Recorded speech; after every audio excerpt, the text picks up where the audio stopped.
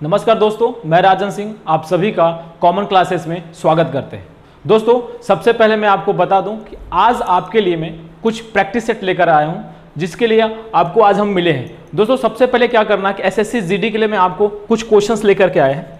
दोस्तों यह क्वेश्चन आपके आने वाले एग्जाम में बहुत हेल्पफुल रहेगा, या कह सकते हैं उसी को देखते हुए मैंने एक शीट तैयार किया है। अगर आप क्वेश्चंस देने जाएंगे पेपर में तो कहीं ना कहीं आपको यहाँ पे सहायता मिलेगा। दोस्तों सबसे पहले हम पहला क्वेश्चन दोस्तों देखते हैं। तो पहला क्वेश्चन आपके स्क्रीन पे दिख रहा होगा। एक श्रृंखला दी गई है जिसमें एक पद रिक्त स्थान दिया गया है, उस पद को आपको क्या करना है, कंप्लीट करना है। यानी एक सीरीज का सवाल है और सीरीज के क्वेश्चन में एक आपको ब्लैंक शेडो दिखता है, या तो स्टार्टिंग में होगा या तो लास्ट पॉइंट पे होगा। दोस्तों सबसे पहले सीरीज को देखते हैं। यहाँ पे पहला डिजिट है 14, 20, 28, 38 क्वेश्चन मार्क, और नेक्स्ट डिजिट आपको 64 दिया गया। साथ में दोस्तों आपको ऑप्शंस भी मिलेगा।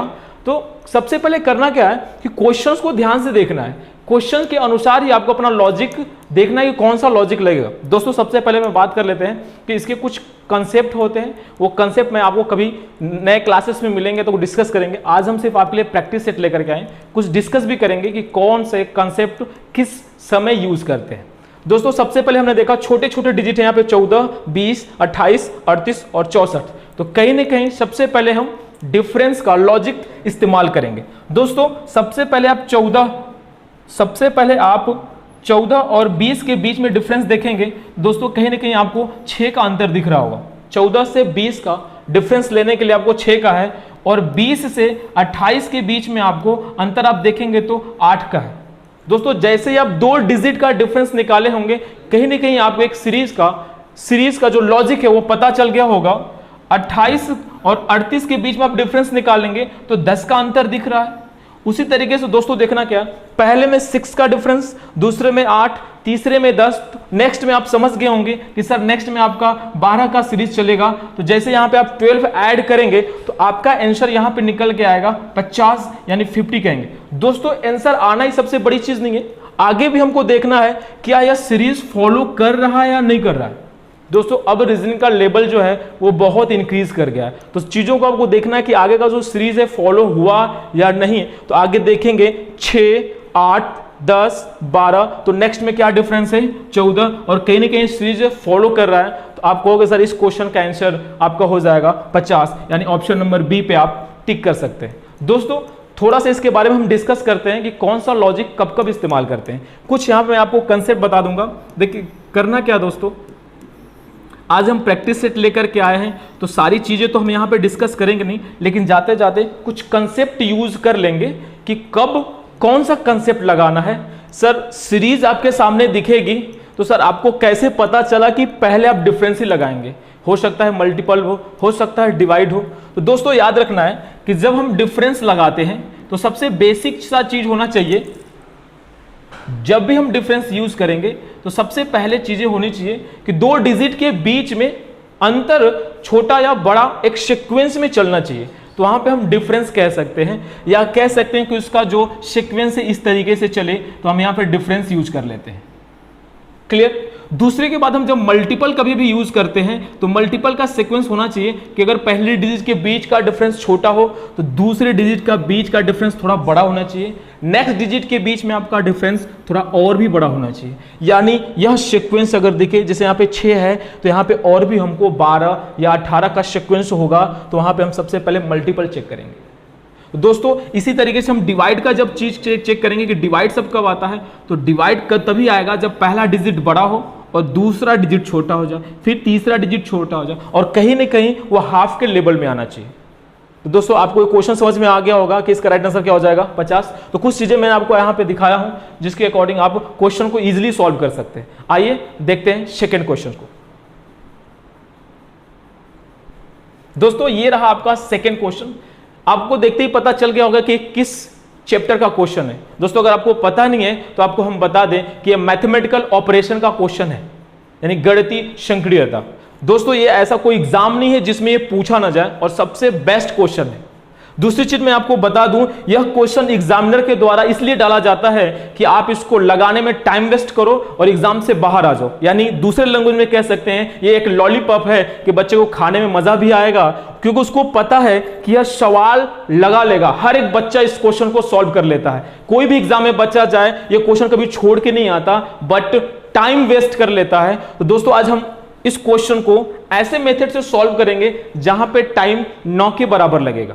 दोस्तों क्वेश्चन में क्या दिया गया है, यहां पे सबसे पहला सवाल है कि माइनस को बोला गया है विभाजन से चेंज किया गया है। नेक्स्ट पॉजिटिव को मल्टीपल के साथ चेंज करना है और डिवाइड को माइनस के साथ चेंज करना है और क्रॉस को आपको प्लस के साथ चेंज करना है।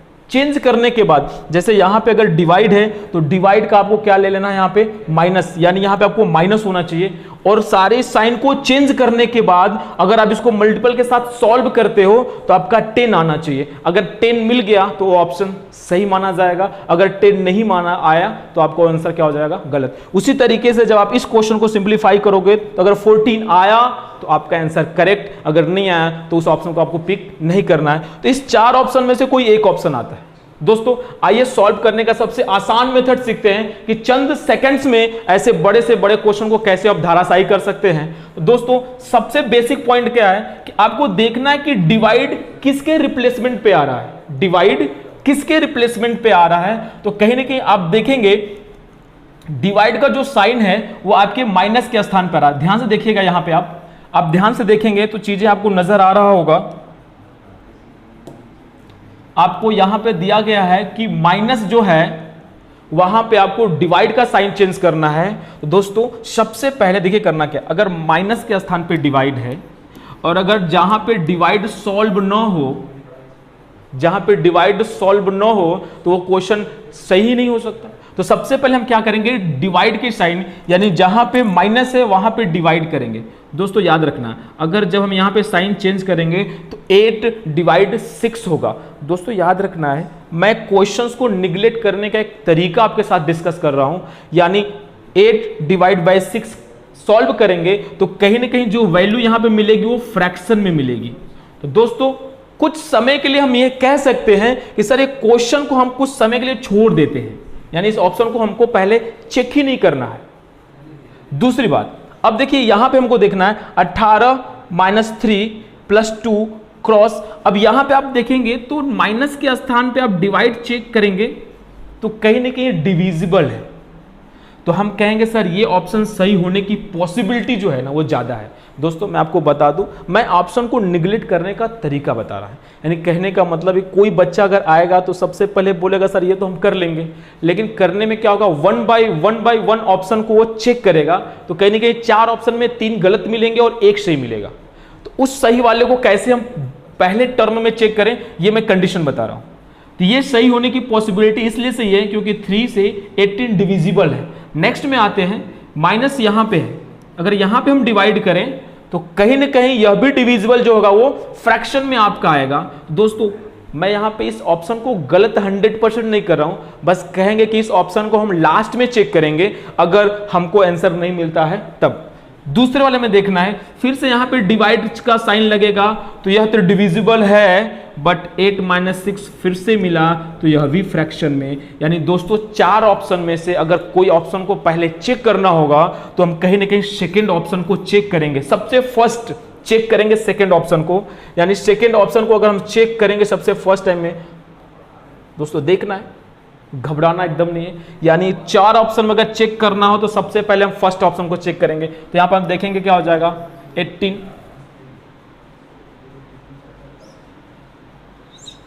यहां पे लिख लेना है 18, माइनस का अर्थ क्या हो जाएगा, यहां पे डिवाइड को साइन कर देना है 3, और यहां पे प्लस का साइन दे रखा है। प्लस का साइन आप देखेंगे तो यहां पे प्लस का साइन दे रखा है मल्टीपल, तो यहां पे मल्टीपल कर लेंगे 2, और फिर से देखा क्रॉस का साइन यहां पे दे रखा है आपका योग, यानी प्लस कर लेंगे, यहां पे आपका प्लस हो जाएगा 8, और डिवाइड का साइन में दे रखा है माइनस, तो यहां पे कर देंगे -6, और आपको लाना कितना है 14।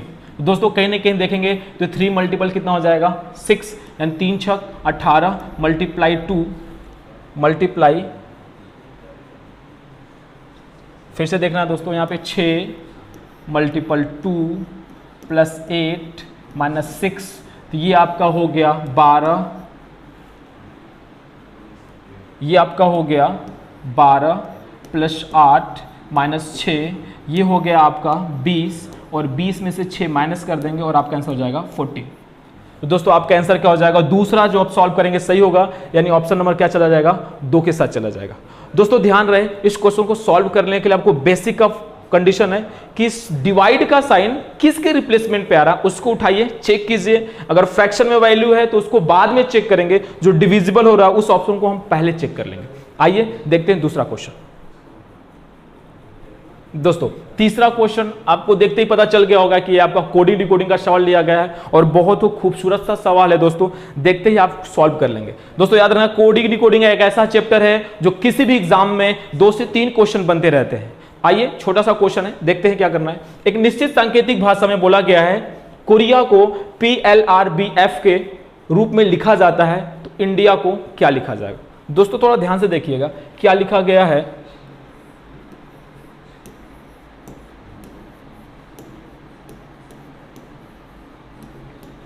दोस्तों कोरिया को लिखा गया है PLRBF।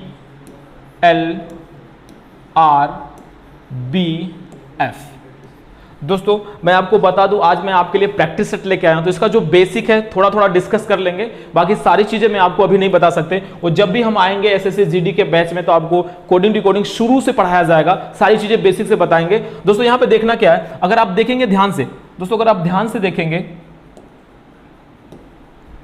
तो यहां पर R जो है वो कॉमन है। R क्या है, कॉमन है। और ध्यान से देखिएगा O के बाद यहां पे P लिखा गया है, कहीं ना कहीं क्रॉस मल्टीपल का साइन चल रहा है, +1 का साइन है, और उसी तरीके से K से L का भी +1 का साइन लिया गया है, और बीच वाला जो डिजिट है नो चेंज का चल रहा है, और यहां पे A के बाद +1 B और E के बाद F, यानी +1 इस साइड में भी चल रहा है और +1 इस साइड में। दोस्तों ये कह सकते हैं ये मेरे लॉजिक के अकॉर्डिंग थर्ड लॉजिक का यूज यहां पे किया गया है, यानी क्रॉस मल्टीपल किया गया है। तो सीधी सी बात, आप भी क्या करेंगे, यहां पे इंडी की कोडिंग अगर निकालना हो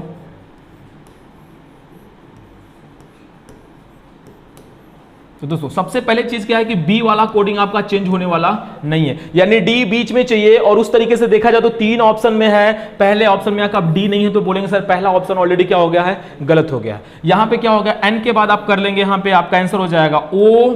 और दोस्तों जैसे ही आप सिर्फ एक डिजिट को सॉल्व करेंगे ना तो आपका आंसर ऑलरेडी निकल के आ जाएगा सर ऑप्शन नंबर डी, क्योंकि फर्स्ट लेटर ओ सिर्फ ऑप्शन नंबर 4 में है। दोस्तों याद रखना, जो ऑप्शन आपके एग्जामिनर देता है ना उसका भी आपको इसमें यूज करना है। जरूर नहीं कि सारी चीज हम सॉल्व करने के बाद ही आंसर पिक करें, कभी कभी होता है कि सिर्फ एक लेटर को मैच करते ही सारा आंसर ऑटोमेटिक मैच हो जाता है। तो यहां पे हम देखेंगे ऑलरेडी एक लेटर मैच कर दिया है, आप डी के साथ जा सकते हैं बट पूरा सॉल्व कर लेते हैं। आई के बाद यहां पे +1 करेंगे तो हो जाएगा जे, और ए के बाद प्लस करेंगे तो बी, और यहां पे आई के बाद फिर से एक प्लस करेंगे तो जे, यानी कहीं का आपका आंसर हो जाएगा ओ जे डी बी जे, यानी ऑप्शन नंबर डी के साथ हम जाएंगे और ये आपका हो गया क्वेश्चन सॉल्व। बहुत ही इजी मेथड से। दोस्तों इसका बेसिक टाइप 1 टाइप 2 जब भी हम आएंगे तो स्टेप बाय स्टेप सारी चीजें आपके साथ डिस्कस करेंगे। आइए देखते हैं अगला क्वेश्चन।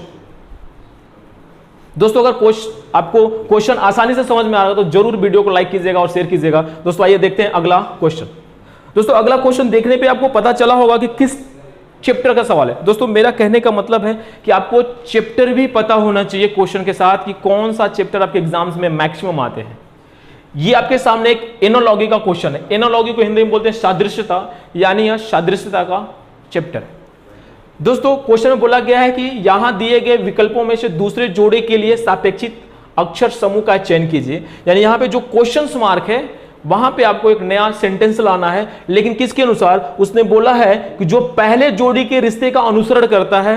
कहने का मतलब है कि जो इन दोनों में रिलेशन है वही रिलेशन इन दोनों के बीच में होगा, वही आंसर सत्य माना जाता है। दोस्तों छोटा सा हम बेसिक कंसेप्ट इसका यूज करेंगे, यानी एनोलॉजी का बेसिक कंसेप्ट क्या होता है। तो सिंपल से मान के चलते हैं, एनोलॉजी के अंदर 3 टाइप के क्वेश्चन बनते हैं। कितने बनते हैं? 3 टाइप के क्वेश्चन, यानी एक अल्फाबेट यूज किया जाता है, एक नंबर यूज किया जाता है और एक वर्ड से क्वेश्चन आते हैं। 3 टाइप क्वेश्चन, यानी अल्फाबेट, नंबर और वर्ड से, और ये सवाल आपका अल्फाबेट का सवाल है। दोस्तों याद रखना है, यहां पे आपको 3 डाटा सदैव मिलता है। यहां पे इस तरीके से क्वेश्चंस रहेगा, ध्यान से रखना है। मैं सिर्फ लॉजिक बता रहा हूं, ज्यादा अंदर नहीं, सिंपल से चलेंगे। ये क्वेश्चन मार्क हो गया जैसे आपके सामने दिया गया है।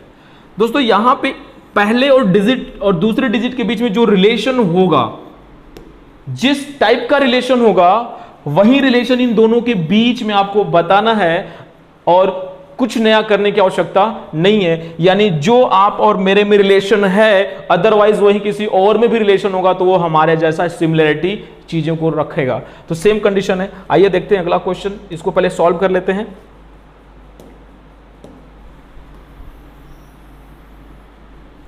दोस्तों ध्यान से देखिएगा, यहां पे क्वेश्चन क्या है, बोला गया है जे के एल के। देखिएगा यहां पे आई के बाद दिया गया है जे के एल को लिखा गया है के एम ओ और क्यू। दोस्तों अगर आप देखेंगे आई से के बनाने के लिए कहीं ना कहीं आपके प्लस 2 किया गया होगा। आई के बाद जे और के, पॉजिटिव 2 का साइन चल रहा है और यहां पे देखेंगे तो कहीं ना कहीं आपका, पहले इसका नंबर कर लेते हैं, नंबरिंग कर लेते हैं सबसे फर्स्ट टाइम में, कहीं आपको याद हो या ना हो, बाकी चीजें हम देख लेते हैं। इसका नंबर करने के बाद आपको ऑलरेडी क्या हो जाएगा,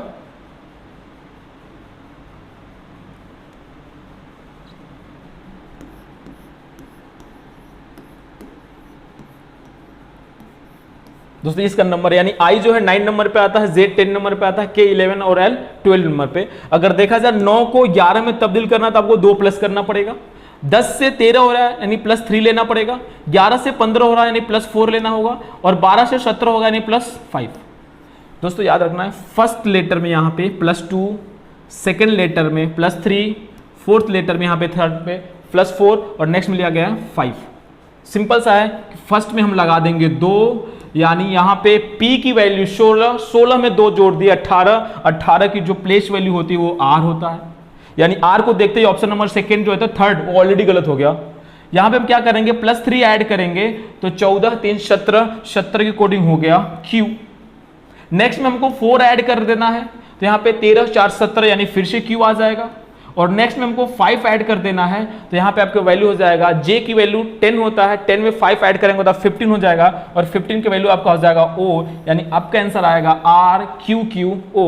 जैसे ही क्वेश्चन सॉल्व होगा ऑप्शन मैच करेंगे तो ऑप्शन नंबर ए आपका क्या हो जाएगा, राइट आंसर हो जाएगा। दोस्तों ये एनालॉजी का बहुत ही सिंपल सा सवाल है। याद रखना है कि आप किसी भी एग्जाम्स में आप जाते हैं एनालॉजी के मिनिमम 3 क्वेश्चन यानी एक अल्फाबेटिकल यूज करेगा, एक नंबर यूज करेगा और एक वर्ड। आप देख लीजिएगा किसी एग्जाम्स में आपको ये क्वेश्चन 100% दिखते हैं। तो आई होप आपको समझ में आ गया होगा। अगला क्वेश्चन चलते हैं क्वेश्चन नंबर 5 की तरफ। तो देखना है अगला क्वेश्चन। अगला क्वेश्चन मैंने एनालॉजी से ही रखा है। यहां पे एनालॉजी का मैंने आपको अंक वाला क्वेश्चन को दे रखा है। पहले से इसका लॉजिक हमने डिस्कस कर रखा है कि फर्स्ट लेटर में और सेकेंड लेटर के अंदर जो लॉजिक होगा वही लॉजिक हम थर्ड से फोर्थ वाले में यूज करेंगे। दोस्तों ध्यान से रखना, यहाँ पे 42 है और यहाँ पे 56 है। दोस्तों ध्यान से देखेंगे 42 को हम 56 में कैसे यूज कर सकते हैं। तो बहुत सारे स्टूडेंट सोचेंगे सर इस 56 में से 42 को अगर माइनस कर दें तो जो भी डाटा आपके पास आएगा क्या यहाँ पे ऐड करने के पास आ जाएगा। जैसे आप सोचे होंगे सबसे पहला लॉजिक कि सर इन दोनों में डिफरेंस लगा लेते हैं, तो डिफरेंस लगाएंगे तो 14 का डिफरेंस आएगा। क्या यहाँ पे 14 का डिफरेंस हम यूज करेंगे तो क्या वो ऑप्शन गिवन है। अब जैसे ही 14 ऐड करेंगे तो यहाँ पे आपका आंसर हो जाएगा 146, जो कि ऑप्शंस में गिवन ही नहीं है। यानी जो आप सोच रहे हैं सिंपल सा क्वेश्चन, वो सिंपल क्वेश्चन यहाँ पे है नहीं। यहाँ पे हम देखते हैं कि क्वेश्चंस क्या दिया गया है। अब आपको ओरिजिनल लॉजिक बताते हैं कि सर इसमें कौन सा कंसेप्ट आप यूज करोगे तो आपका राइट आंसर दिखेगा। दोस्तों 42 को लिखने का सिंपल सा मेथड, कई सारे मेथड हैं। 42 को लिखने का मेथड अगर देखें तो 7 का स्क्वायर -7 कर दीजिए।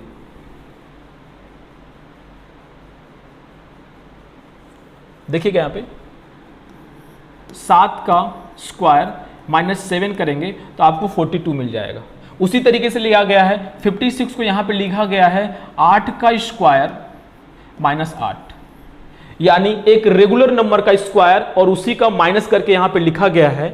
यानी ये हो गया 7 का स्क्वायर -7, ये हो गया 8 का स्क्वायर -8। तो आप बताइएगा 132 को हम क्या लिख सकते हैं। तो कहीं ना कहीं कहेंगे कि सर ये 12 का स्क्वायर -12 कर देंगे तो आपको 132 मिल जाएगा। 7 से 8 हुआ तो 12 से क्या होगा 13, यानी 13 का स्क्वायर 169 होता है। माइनस अगर 13 यहाँ पे माइनस कर देंगे तो आपका आंसर क्या आ जाएगा। दोस्तों आसानी से क्वेश्चन के साथ आप जा सकते हैं सर 156 आपका राइट आंसर होगा।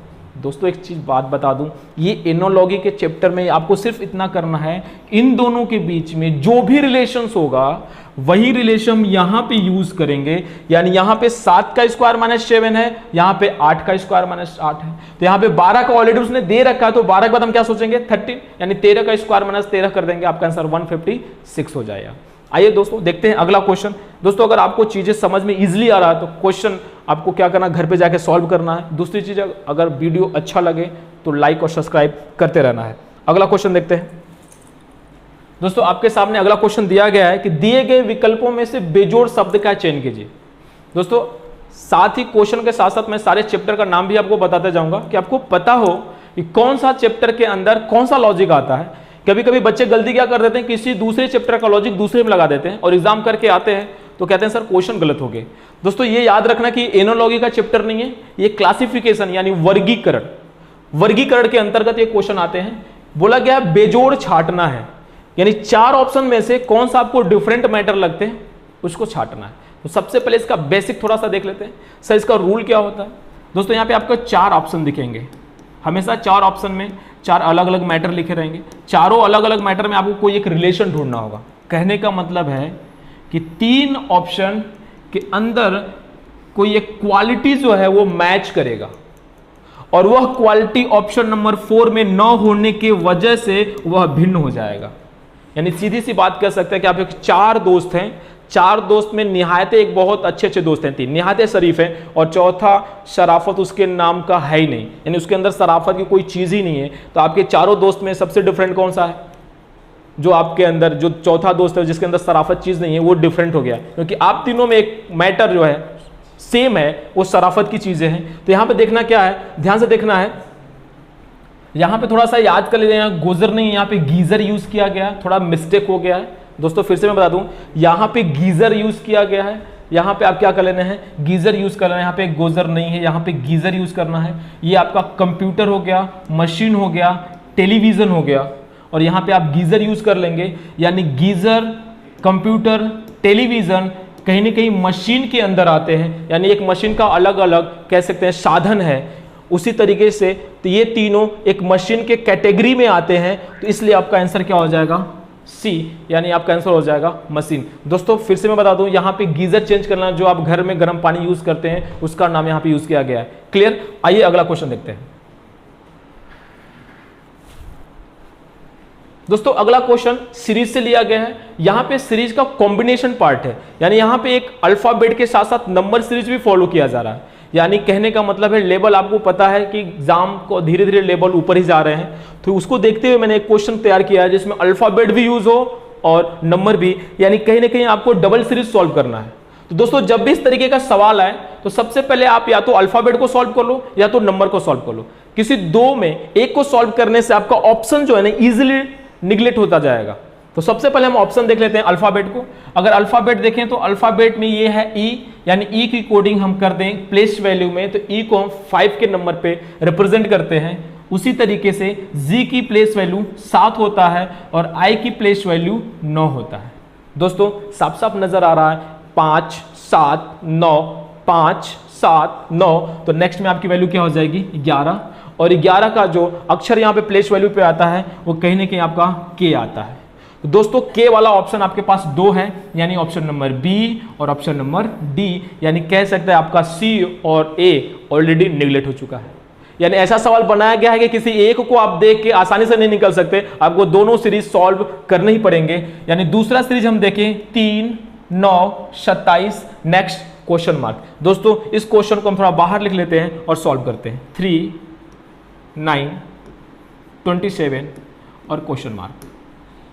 दोस्तों क्वेश्चन को देखते ही आपको पता चल गया होगा कि सर कहीं ना कहीं 3 9 27 मल्टीपल चल रहा है। 3 multiple 3 is equal to 9, 9 multiple 3 is equal to 37, और 37 मल्टीप्लाई 3 इज इक्वल टू क्या हो जाएगा 81। दोस्तों कुछ चीजें क्या है ना, हमको देखते ही ऑटोमेटिक चीजें समझ में आ जाती है। सिर्फ कुछ 2 का मल्टीपल चल रहा हो, 3 का मल्टीपल चल रहा, तो ये बताने की चीज नहीं है, आप देखते ही कैलकुलेट कर लोगे। यानी आपका यहाँ पे हो जाएगा 81 और के आपका क्या हो जाएगा ऑप्शन, जो ऑप्शन नंबर बी के साथ जा रहा है, यानी यहाँ पे आपका ऑप्शन बी क्या हो जाएगा करेक्ट हो जाएगा।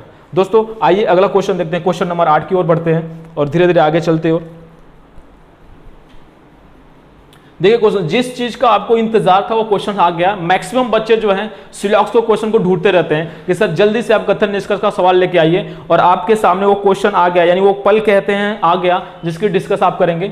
आपके सामने मैंने एक सिलॉक्स यानी न्याय निगमन का एक क्वेश्चन रखा है, आसानी से आइए देखते हैं। क्वेश्चन में क्या बोला गया है, कुछ कहानी किताब है और कुछ किताब पेन है। दोस्तों इसके बारे में सबसे पहले हम डिस्कस कर लेते हैं कि कथन निष्कर्ष का जो चैप्टर है वो 2 चैप्टर है। कहने का मतलब है कि एक सिलॉक्स के अंतर्गत आता है और एक चैप्टर का नाम ही होता है कथन और निष्कर्ष। दोनों के मैक्सिमम जो रूल्स हैं मैच करते हैं, पर थोड़ा बहुत चेंजेस होते हैं, बहुत ही माइनर डिफरेंस होते हैं।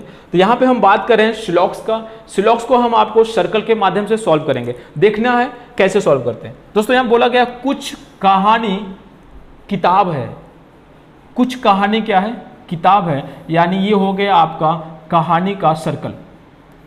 दोस्तों मैं अगला लेटर ही यूज करूंगा, देखना है। पहला क्या हो गया, ये कहानी का सर्कल हो गया और ये आपका हो गया किताब का सर्कल हो गया। दोस्तों देखिएगा, ये आपका कहानी का सर्कल और ये आपका किताब का सर्कल हो गया। और दूसरा बोला गया कुछ किताब पेन है, यानी यह किताब में थोड़ा सा क्या हो जाएगा, पेन हो जाएगा। ये आपका डायग्राम बन गया, स्टेटमेंट के अकॉर्डिंग ये आपका डायग्राम हो गया। अब दोस्तों देखते हैं निष्कर्ष क्या पूछा गया। पूछा गया सभी कहानी पेन है, सभी कहानी क्या है, पेन है। दोस्तों कहने का मतलब क्या आपको ऐसा लग रहा है ये जो कहानी का पार्ट है वो पूरा पेन के अंदर आएगा क्या? कहेंगे सर इसके बारे में कोई जानकारी हमारे पास नहीं है, यानी कहानी और पेन के बारे में हमको दूर दूर तक कोई जानकारी नहीं है। और जब किसी के बारे में कोई जानकारी अगर ना हो तो उसके बारे में हम कुछ भी पॉजिटिव या निगेटिव कुछ भी स्टेटमेंट यूज नहीं करते हैं, तो बोलेंगे सर पहला जो निष्कर्ष है आपका क्या हो जाएगा, गलत हो जाएगा।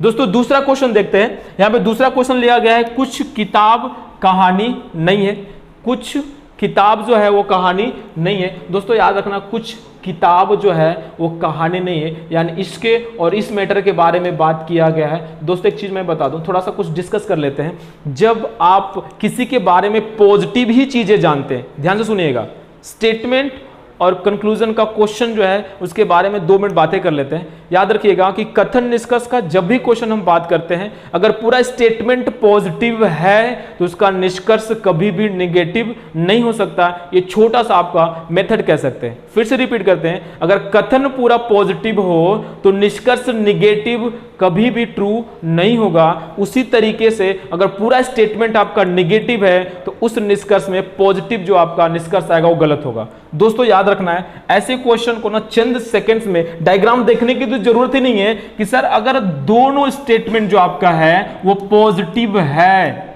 तो निगेटिव निष्कर्ष, यानी यहां पे निगेटिव दिखे ना तो कुछ सोचना ही नहीं है, गलत हो जाएगा। फिर से रिपीट करते हैं, जब दोनों स्टेटमेंट पॉजिटिव हो, 2 स्टेटमेंट दे या 4 स्टेटमेंट दे कोई मतलब नहीं है। अगर सारा स्टेटमेंट पॉजिटिव है, नेगेटिव निष्कर्ष दिखे तो बिना सोचे गलत कर देना है, यानी पहला भी फॉल्स और दूसरा भी फॉल्स। उसके साथ हम क्या जाएंगे, यहाँ पे आपके साथ ऑप्शन दिया गया होगा, निष्कर्ष फर्स्ट और सेकेंड दोनों अनुसरण नहीं करते, यानी ऑप्शन नंबर 4 के साथ हम चले जाएंगे। दोस्तों कथन निष्कर्ष के बारे में कुछ डिस्कस कर लेते हैं, चंद सेकेंड्स याद रखना है। कथन निष्कर्ष में बोला जाता है कि जो भी स्टेटमेंट में बोल दिया गया है सिर्फ उसी को ट्रू मानना है। एग्जैक्ट में जो भी चीजें ट्रू हो उसको हमको समझना नहीं है। यानी सीधी सी बात अगर कह दिया जाए कि स्टेटमेंट में कोई भी मैटर लिख दिया जाए, सपोज मैंने बोल दिया कि सूर्य पश्चिम से उग रहा है, तो आपको उस कंडीशन में सूर्य को मानना ही पड़ेगा कि वो पश्चिम साइड से उग रहा है। अब ये नहीं कि अगर सर रियल लाइफ में तो कुछ और होता है। यहां पे स्टेटमेंट का मतलब है कि जो स्टेटमेंट रच दिया गया उसके अकॉर्डिंग आपको निष्कर्ष बताना है। तो चीजें समझ में आ गई, आई होप। आगे बढ़ते हैं अगला क्वेश्चन की ओर। क्वेश्चन नंबर 9 देखते हैं। दोस्तों क्वेश्चन नंबर 9 आपके सामने आया है मिसिंग नंबर। दोस्तों मैंने रीजनिंग के सारे इंपॉर्टेंट चैप्टर जो आपके सिलेबस के अकॉर्डिंग आते हैं, सिलेबस आपको अगर पढ़ रहे होंगे तो जीडी के बारे में पूरे सिलेबस की चर्चा होगी। सबसे इंपॉर्टेंट आपको पता होगा कि मिसिंग नंबर से भी ऐसा कोई एग्जाम्स नहीं है जिसमें मिसिंग नंबर के क्वेश्चन आपको नजर ना आते। तो आपको सारे क्वेश्चन को बहुत ही मेहनत करके आपको लाया गया है चीज़ों को आपके सामने। इसमें अगर आप क्वेश्चन को सॉल्व करते हैं तो आगे आने वाले एग्जाम्स में आपको देखेंगे सिर्फ इस एक सीरीज से, यानी जो मैं आपके आज प्रैक्टिस सीरीज लेके आया हूं, इस क्वेश्चंस में आपको 15 क्वेश्चंस दिखेंगे। इस क्वेश्चन में आप पेपर जब देंगे तो आपको खुद पता चलेगा कि सर कितने लॉजिक मैच करते हैं एग्जाम्स में। ठीक है, आगे देखते हैं क्या किया गया। यहाँ पे दिया गया है 8, 3, 21, 6, 5, 25 और 12, 2 क्वेश्चन मार्क। दोस्तों देखो मिसिंग नंबर एक बहुत बड़ा चैप्टर है, इसको जितना पढ़ो उतना ही चीजें क्या है कम है, लेकिन याद रखना इसमें कुछ मेथड होते हैं, उस मेथड में हम आपको बात करते हैं। दोस्तों सबसे पहले देखना है कि यहाँ पे रो और कॉलम्स में कुछ डाटा दिया रहता है, और किस रो को इस्तेमाल करके किस कॉलम का आंसर निकाला हमको भी नहीं पता रहता, सामने वाले को भी पता नहीं एग्जामिनर क्या सोच के दिया है। भाई उसके पास लाखों करोड़ों कंसेप्ट्स हैं, उस चंद सेकंड्स में, यानी कह सकते हैं जो एग्जाम्स आपका एक क्वेश्चन होता है 42 या 40 सेकंड्स में क्वेश्चन को सॉल्व करने का रेशियो रखा गया है, उस रेशियो में आपको इस क्वेश्चन को सॉल्व करना रहता है। और मिसिंग नंबर के तकरीबन कह सकते हैं लाखों कंसेप्ट्स हैं, उस लाख कंसेप्ट में आपको कैसे पता चलेगा कि 10 सेकंड के अंदर उस क्वेश्चन को कैप्चर करना है। तो एक छोटा सा कंसेप्ट हम आपके साथ डिस्कस करते हैं। दोस्तों याद रखना है कि जिस रो और कॉलम्स में सबसे बड़ी डिजिट आपके पास अवेलेबल हो, बड़ी डिजिट अवेलेबल हो, तो ध्यान में रखना है कि आपका सबसे फोकस होना चाहिए बड़ी डिजिट पे। सर इस साइड में बड़ा डिजिट है तो कहीं ना कहीं 8 और 3 का यूज करके कोशिश करना कि बड़े वाले डिजिट को प्राप्त करना, यानी 8 और 3 को यूज करके आपको क्या बनाना है 21। और याद दोस्तों ये कर देना है कि आप किसी भी मैटर में, यानी आप इसके बीच में कुछ भी कर सकते हैं, यानी आपको जो यूज करना है कि 8 का मल्टीपल करे, माइनस करे, डिवाइड करे, किसी भी मेथड से आपको 21 ला लिए, वही मेथड से दूसरा भी कॉलम यूज होना चाहिए, उसी मेथड से तीसरा कॉलम भी यूज होना चाहिए। यानी अगर हम देखें तो पहले 8 और मल्टीपल 3 कर लेते हैं, यानी फर्स्ट कॉलम को सेकंड कॉलम के साथ मल्टीप्लाई कर लिए, फर्स्ट कॉलम और सेकंड कॉलम के साथ मल्टीप्लाई किए तो आपको मिल कितना गया 24, लेकिन लाना कितना है 21। तो कहीं ना कहीं हमने सोचा सर 3 माइनस अगर कर देंगे तो 21 आपका जो डिजिट दिया है वो प्राप्त हो जाएगा। क्लियर हो गया? 3 माइनस इसलिए हम कर रहे हैं क्योंकि वो यहां पे लॉजिक देखो क्या रहेगा, 3 मैंने अपने से सोच रखा कि 3 माइनस कर देंगे आंसर आ जाएगा। आपका एक लॉजिक मिल गया कि सर फर्स्ट और सेकंड कॉलम का मल्टीप्लाई -3 कर दिए। आगे देखते हैं क्या है 6 और 5, यानी 6 मल्टीपल ऑफ 5 करेंगे तो आपका आंसर कितना हो जाएगा 30। दोस्तों मैं दूसरा लॉजिक बताऊंगा अभी। यहाँ पे 3 मैंने माइनस किया तो यहाँ पे भी हम सोचेंगे सर 3 माइनस करने पे क्या आंसर आ रहा है, तो आप 3 माइनस करोगे तो आंसर आएगा 27, बट यहाँ पे 25 दे रखा है। दोस्तों याद रखना है इस 3 के पीछे भी एग्जामिनर ने लॉजिक यूज किया है, यानी जो 3 माइनस है वो सेकंड जो कॉलम है ना उसी को माइनस कर रहा है, यानी 3 खुद से वो डिजिट यूज नहीं किया है, वो उसी के अंदर का जो डिजिट दे रखा है वही माइनस किया है। यानी आप सिंपल से कह सकते हैं कि यहाँ पे आपको 3 माइनस ना करके आपको 5 माइनस कर देना है। जैसे ही 5 माइनस करेंगे आपका आंसर कितना हो जाएगा 25, जो कि ऑलरेडी यहाँ पे गिवन है। सेम कंडीशन, अब आपको लॉजिक दोनों का फॉलो मिल गया तो यहाँ पे मल्टीपल कर देंगे, यानी 12 मल्टीपल 2 कर देंगे, आपका आंसर हो जाएगा 24, और 24 में से सेकंड जो डिजिट है वो माइनस कर देंगे तो आपका आंसर आ जाएगा 22। और यहाँ पे जैसे ही क्वेश्चन आप सॉल्व करेंगे 22 आपके ऑप्शन में दिखेगा तो आपका हो जाएगा राइट आंसर। दोस्तों याद रखना है सिंपल सा कंसेप्ट कैसे याद करते हैं, देखना उसको फिर से एक बार फिर से मैं रिपीट कर देता हूँ,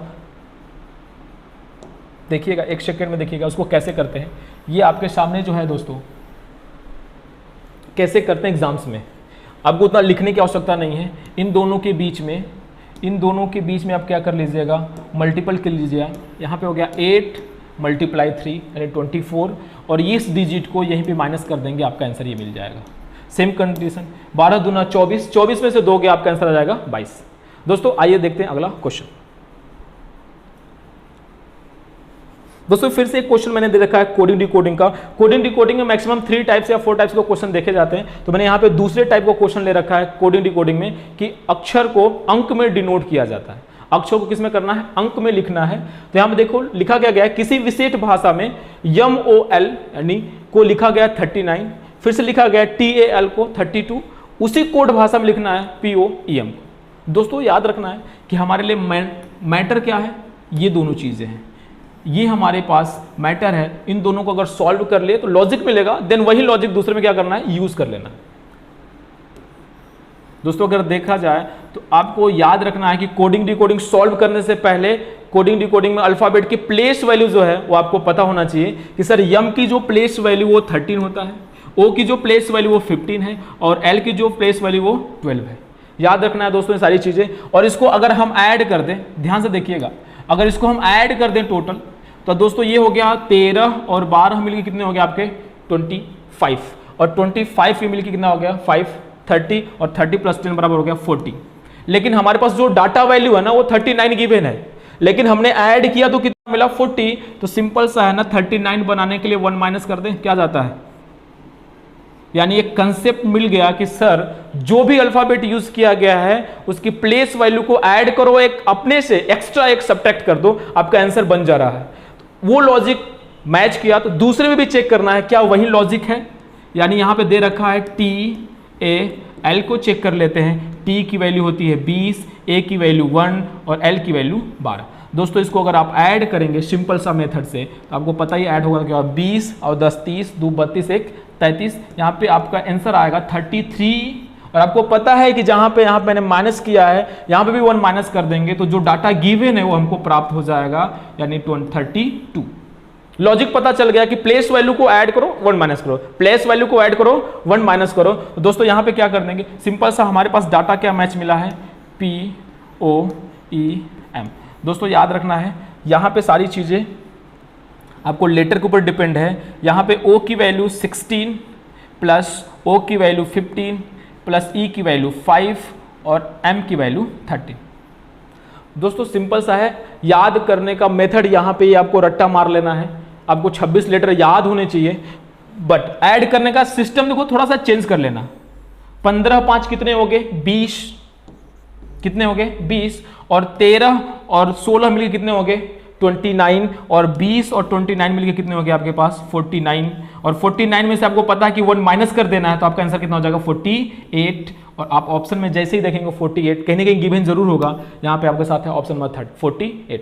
दोस्तों याद रखना, कोडिंग डिकोडिंग का जब अक्षर को अंक में तब्दील करना होता है तो उसकी प्लेस वैल्यू सबसे इंपॉर्टेंट होती है। अगर वो आपके पास नहीं है तो ऐसे क्वेश्चन को आप एग्जाम में छोड़ के ही आओगे, नहीं तो एक क्वेश्चन के लिए आप 4 से 5 मिनट का टाइम क्या करोगे, वेस्ट करोगे, जो कि हमारे पास एग्जाम के पॉइंट ऑफ व्यू से उतना टाइम होता नहीं है। क्लियर दोस्तों, आज के सामने मैंने आपको 10 क्वेश्चंस लेके आया हूं, बाकी क्वेश्चन हम कल डिस्कस कर लेंगे। दोस्तों आपको समझ में सारी चीजें इजीली समझ में आया होगा तो क्वेश्चन को देखते रहना और घर पे जाके सॉल्व कर लेना है। और आज के लिए बस इतना ही, तब तक के लिए नमस्कार।